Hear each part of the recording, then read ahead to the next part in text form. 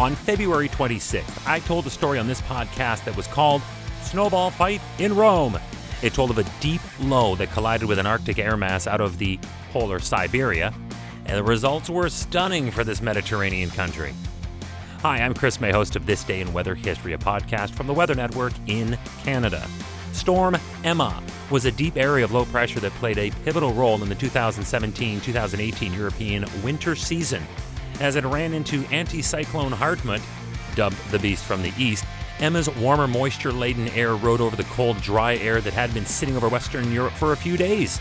The result of this collision was nothing short of catastrophe for many this day in weather history.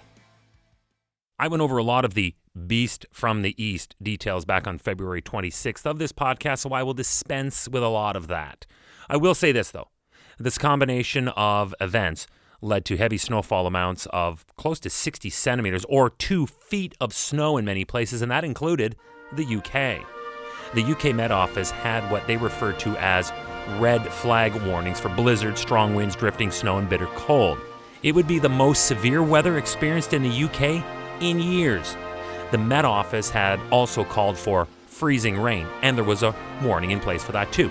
Now, here in Canada, we'd be thinking, okay, so... But in the UK, this is a pretty rare phenomenon. They will get ice pellets, also known as sleet, but freezing rain is different.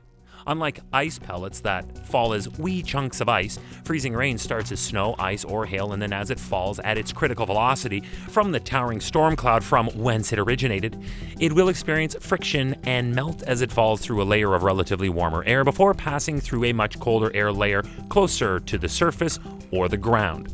The rain droplets become supercooled and return to below freezing on impact on frozen surfaces such as roads, pavements, power cables. We see this all the time in Canada. We know how dangerous this can be, therefore, and we are therefore relatively prepared for it. This was simply not the case in the UK on this occasion. Remember that this day in weather history can be enjoyed a number of ways. Right now, you are listening to the full version of today's podcast on your favorite podcast provider. But there's also the daily podcast video short.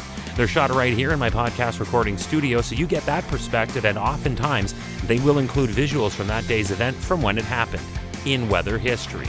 So after listening to the full story, go to check out the podcast video short on television or online at theweathernetwork.com/weather history.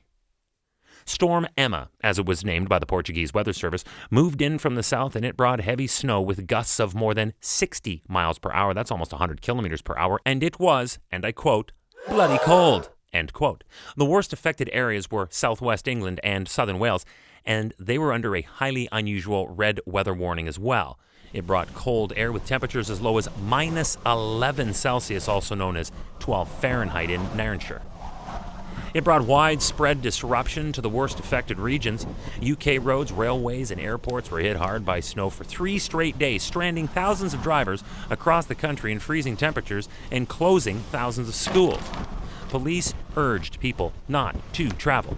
They called in the military to rescue drivers who had been stuck for several hours on major roadways, and several forces were forced to declare what they term in the UK a major incident.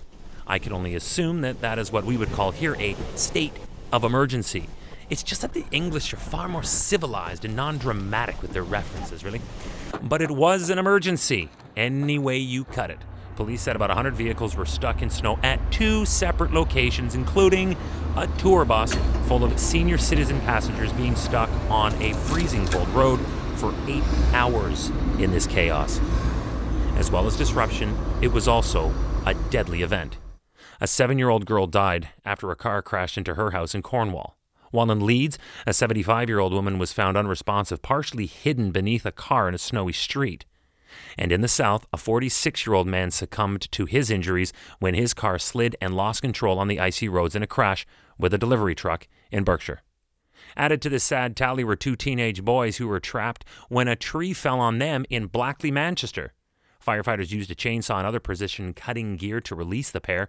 They were taken to hospital, but thankfully, although they suffered serious injuries, those injuries were not life-threatening.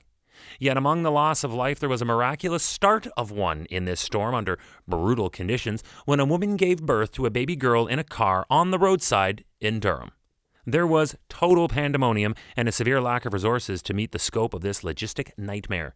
The NHS had to appeal for people who owned an automobile with 4x4 traction to please assist in driving healthcare workers to visit vulnerable patients. Again, the frontline workers saved the day with a little help from their friends. This day in weather history. Okay, you'll forgive me the Beatles reference to close a story from England, won't you? Tomorrow is March 3rd, and over the course of 6 hours, a total of 41 tornadoes touched down across portions of Alabama, Georgia, Florida, and South Carolina. You'd think there is no way anything survives this, but tomorrow's episode is called The House That Survived a Tornado for a Reason. That's right, we'll find out tomorrow on This Day in Weather History with me, your host, Chris May.